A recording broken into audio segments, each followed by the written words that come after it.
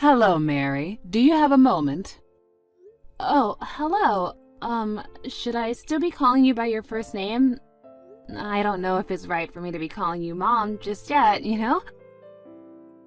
I think you're right. It's too soon for you to be calling me Mom. I'm not your mother. Yet, anyways. Oh, sorry to put you on the spot like that. Well, let's start over then, shall we? Hello, Hillary. Thanks for coming to meet me and my parents the other day. It was great to finally meet you.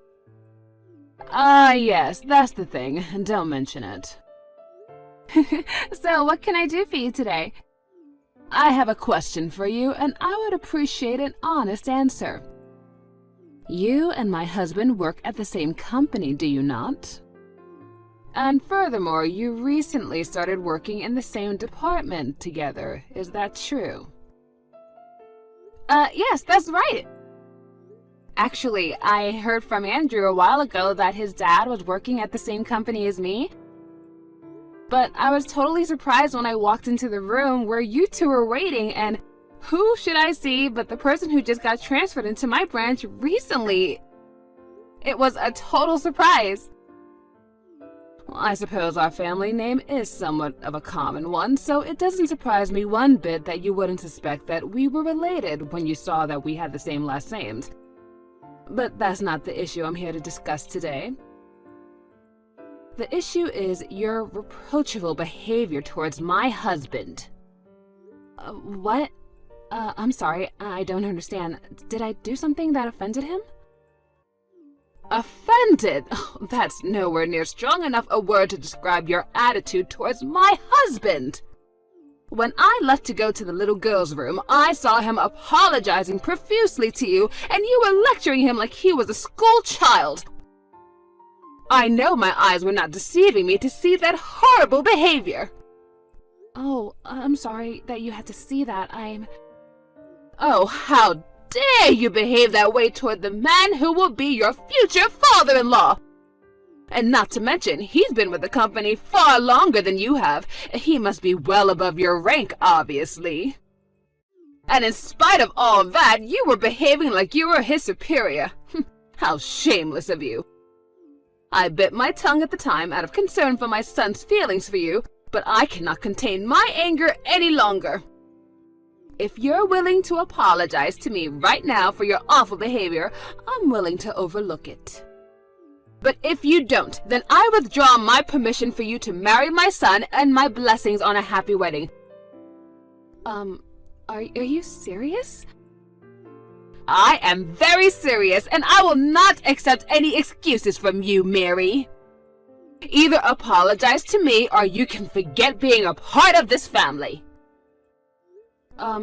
Okay, just so you know, we were actually talking about something to do with work that day.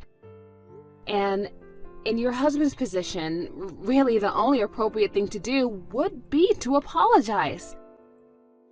Excuse me? Really, it was kind of a surprise for me too when he suddenly started acting like that.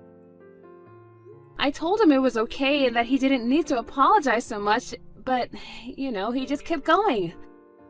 And I wish I could give you more information on what really went down, but like I said, it's company internal matters, so I'm contractually not able to divulge any information to uninvolved third parties such as yourself, ma'am. Oh, don't talk to me with this legal jargon. What do you mean, internal matters? I mean exactly what I said. It's a company matter, and since you're not involved, I'm not able to discuss it with you. I get that you'd like to know more about what happened, but please understand that I cannot tell you any more than I've already have. I have absolutely no idea what you're talking about. But in any case, it seems like you have no intention to apologize to me. It's like I told you, I'm not the one who has anything to apologize for. I see. So you have no remorse for treating your soon-to-be father-in-law. So be it. I will not allow you to marry my son, and the wedding is off! I don't think you're in any position to make that call, Hillary. I think this goes without saying, but the fault in the situation lies 100% with you, Mary. As such, you'll be responsible for paying for all of the venue cancellation fees. I'll be contacting our lawyer very shortly, and we'll be suing you for that and for the pain and suffering that you have caused this family.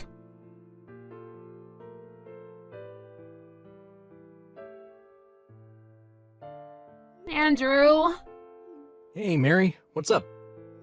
This is bad. Really bad. Uh-oh, what happened? Your mom saw your dad apologizing to me at your house the other day. Oh boy. She texted me about that just now. And she is really, really mad.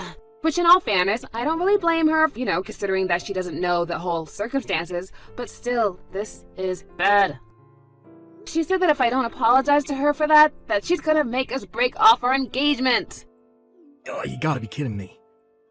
I had literally just made an explicit promise not to tell anyone about what happened, so it's not like I can just up and spill the beans to her. Oh, why are my parents always doing things like this? They're inseparable to the point that I almost never see one without the other in the same room, and yet when trouble rears its ugly head, they take completely opposite approaches. It seems like you're pretty used to this kind of thing from them, huh? Sorry about that, I just felt the urge to vent. Anyway, for now, I'd like to see the texts Mom sent you, if you wouldn't mind.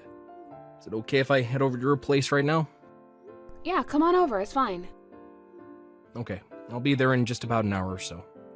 Alright, I'll be waiting for you.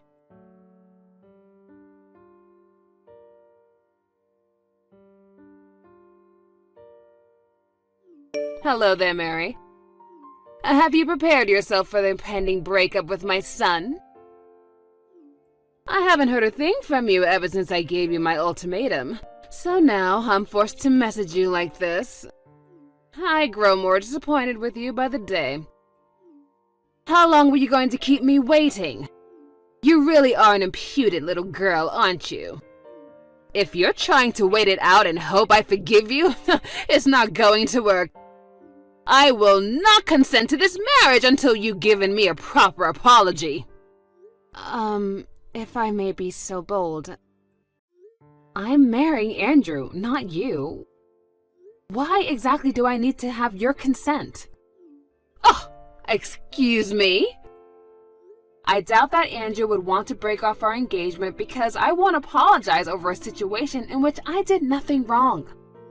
And frankly, I'm perplexed that you would simply assume that I was in the wrong rather than talking to your husband and finding out what actually happened. That's very immature of you. I am at a loss of words for you, Mary. To think that you would speak in such an uncivilized manner to the mother of the man you're hoping to marry! Hoping? Yes, hoping! I haven't opened up my consent for you just yet, have I?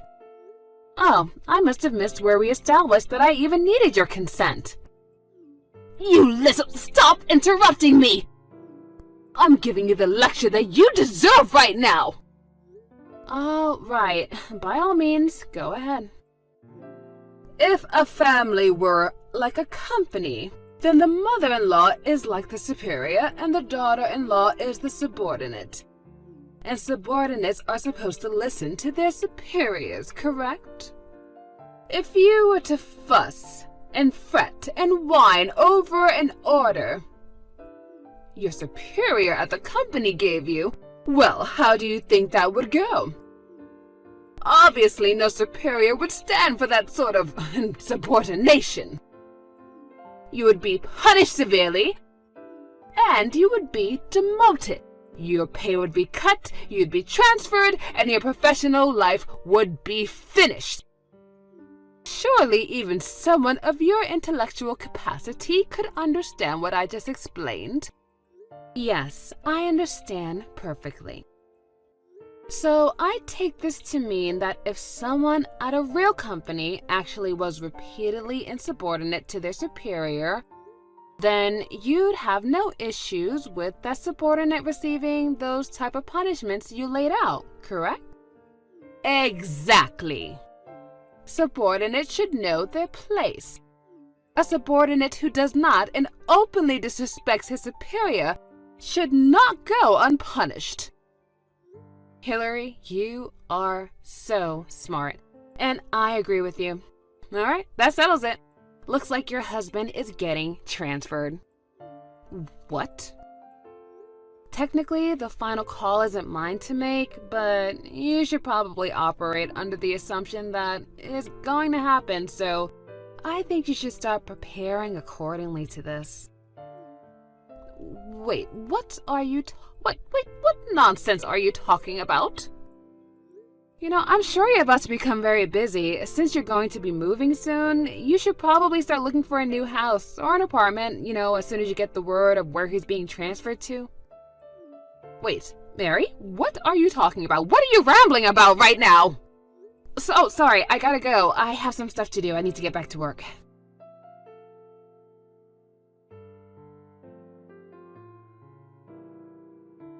Hello there, Mary. It's been so long since we've seen each other.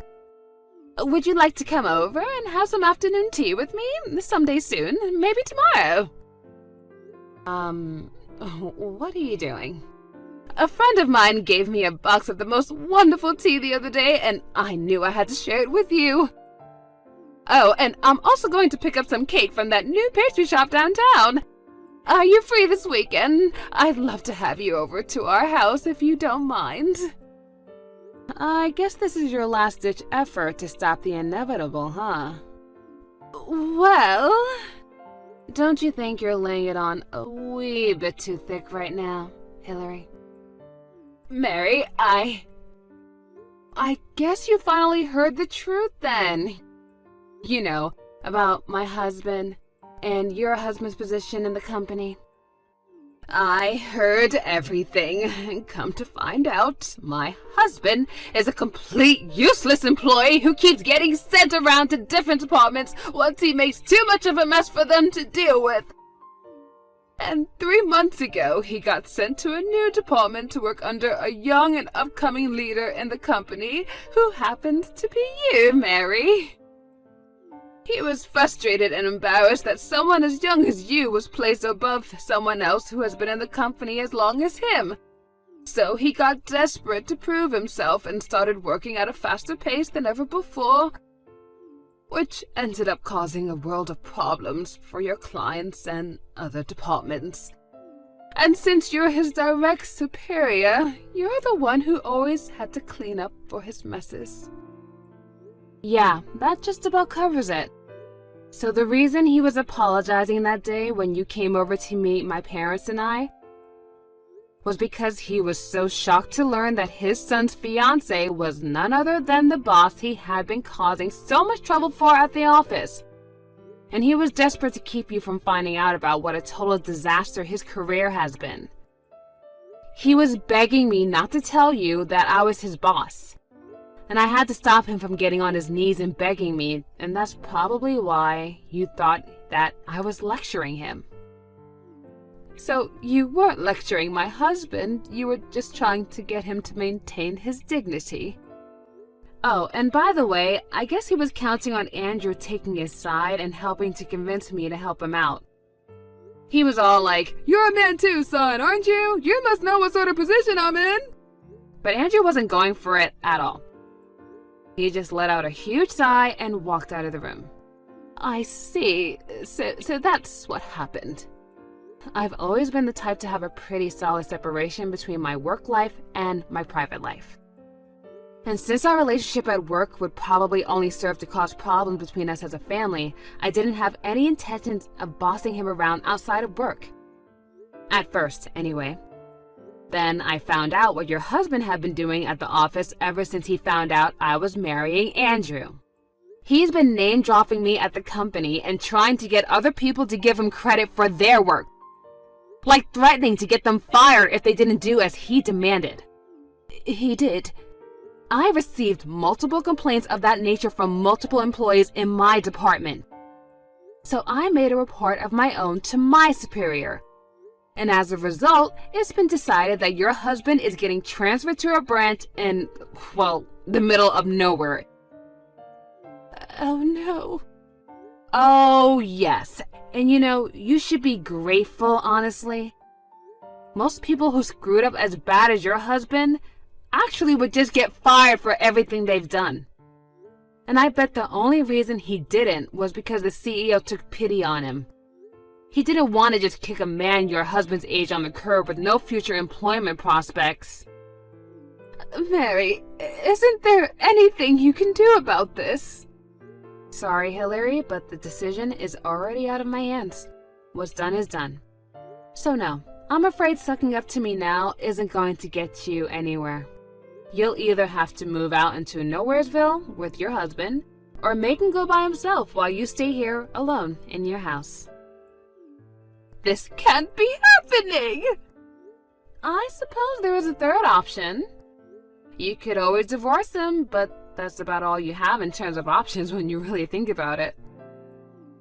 I can't do that! I haven't worked in years, and I can't get divorced at my age! Okay, well, then you're just going to have to talk to your husband about this. What you do from here on out is an issue between the two of you that has nothing to do with me.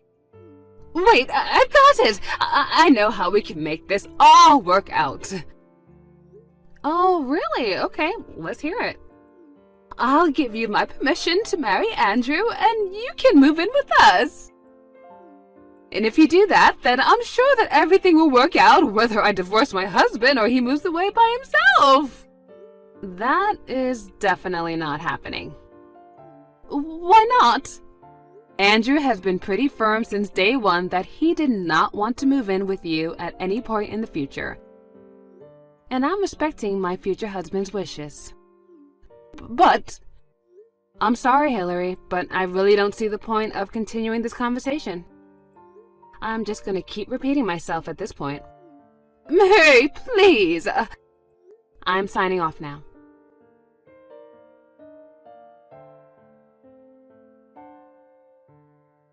After that, I understood Andrew's parents got into a massive fight. Hillary needed someone to finance her lifestyle, and her husband needed someone to take care of all of the housework. And since neither of them were likely to find a replacement for the other at their age, they decided not to get divorced. So the not-so-happy couple set off for their new life in Nowheresville. However, it didn't take long for her husband to screw up big time, no surprise to anybody, again, in his new post. And this time, they actually were fed up and let him go. And this was apparently too much of a strain for their relationship to handle, so they are getting a divorce this time. They've both been messaging and calling Andrew complaining about the whole situation, but he only ever gives them the same simple response every time. You're getting what you deserve! Andrew is finally fed up with them and wants to cut them out of our lives, so we're making preparations to move in secret so they won't know where to find us. I'm glad to see that he's finally free from having to deal with their nonsense after all these years. And we decided that we didn't want our marriage to resemble his parents in any way, shape, or form. So when we got married the other day, he took my last name instead.